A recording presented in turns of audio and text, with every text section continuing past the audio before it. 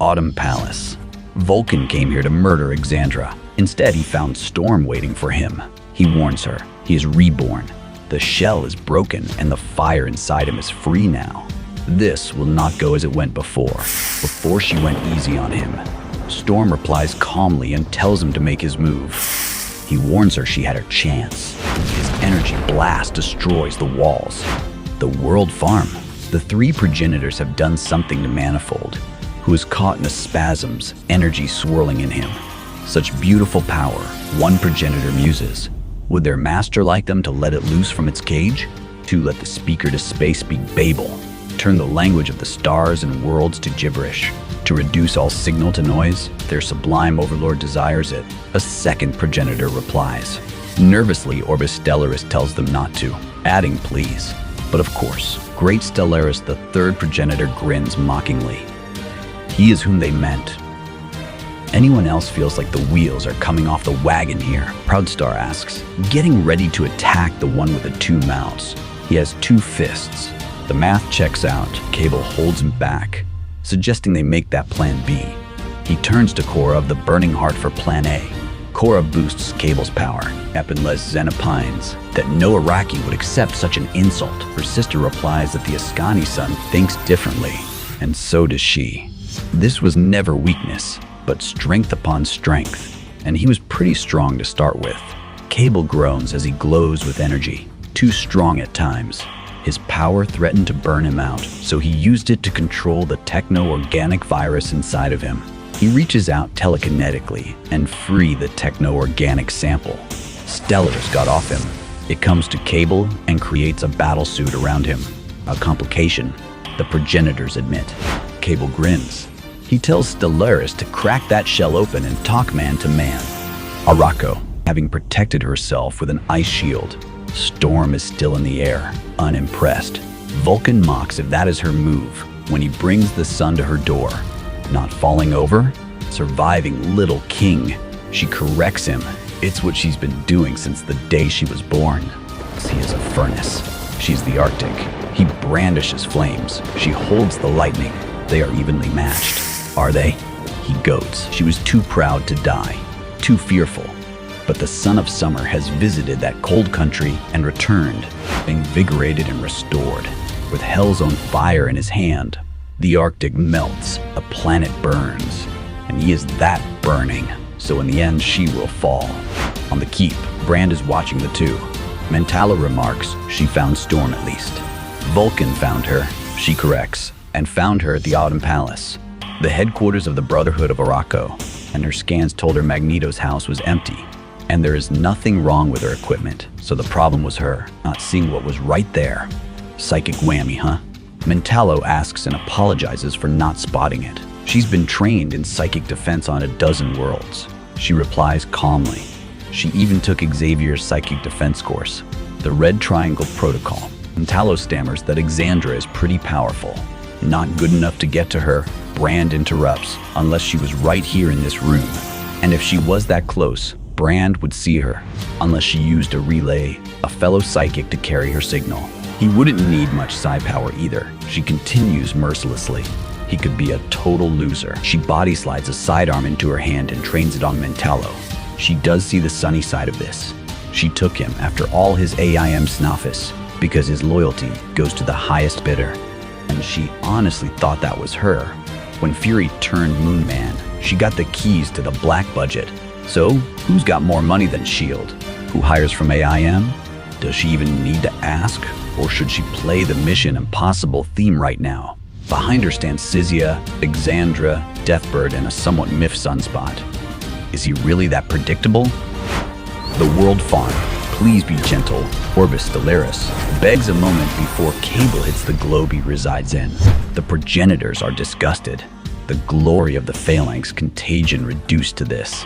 A primate finds a priceless crystal and uses it to bash another ape's skull. Third announces he refuses to watch. It insults his sight. The three take Cable into their sight, making his techno-organic armor turn against him. However, with their attention on Cable, Manifold is free. Zen tells him to act. He has more power than any of them. He explains he cannot use his power in a room without windows. He needs to see the stars or a landmark or something. He needs to know where he is. Suddenly, somehow, Lactuca contacts him, calling him her little brother. He is her kin, and Lactuca will always know where he is. That revelation helps Eden, and he uses it to teleport the progenitors away. Where did he put them? Cora asks the exhausted Eden. Outside, all the way outside. He replies, but he thinks that might be where they are from. He adds in a small voice. Abel announces they got his techno-organic back and any intel it might have gathered, as well as what Zen saw, but that intel might be redundant now.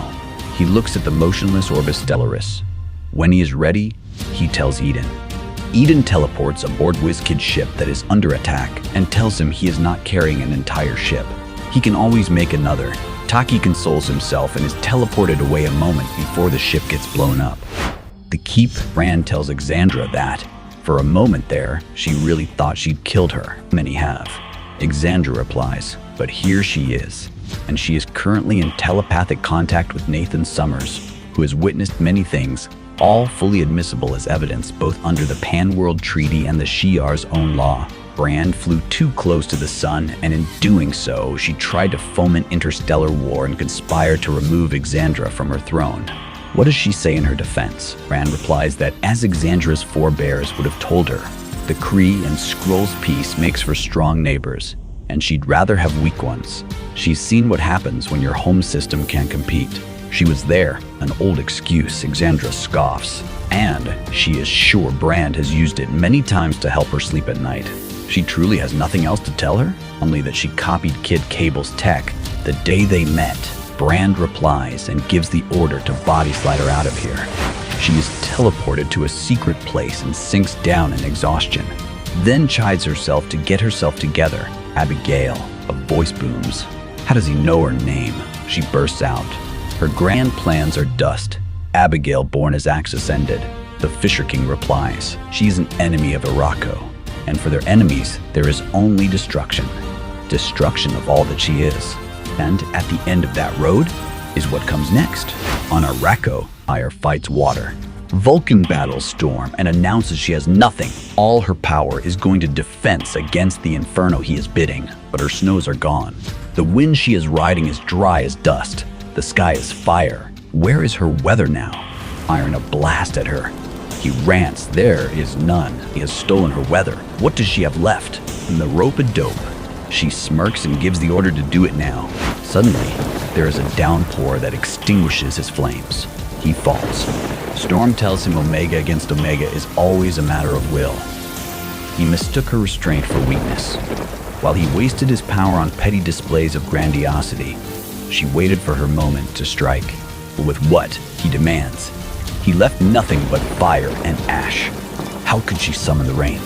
She tells him the difference between them is he fights like a king, considering his power his subject. She is not a queen, so she has equals. Wrong Slide formed an underground chamber. Sobunar filled it with his endless ocean, and Logos Lotus shielded it with a lining of mysterium. These are her equals. These are her people. He scoffs that she needed help. She retorts that they have learned, and he has learned nothing. Even now, he only respects the empty hierarchies of powers. So be it. She asks Lotus Logos to show him power.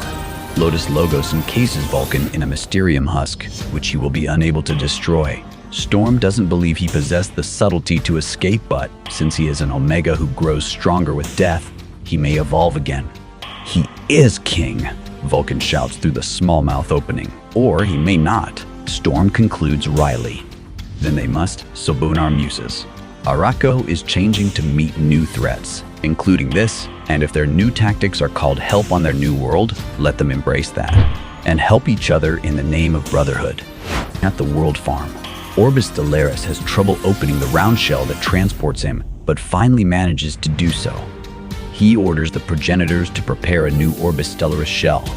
This ancient body won't last out the day without proper medical support, and he refuses to die. He simply has too much to do. The mutants of Earth have earned his undying enmity. His vengeance in full measure sees an old naked man with a spade symbol on his forehead, and Nathan Essex will deliver in spades. He promises.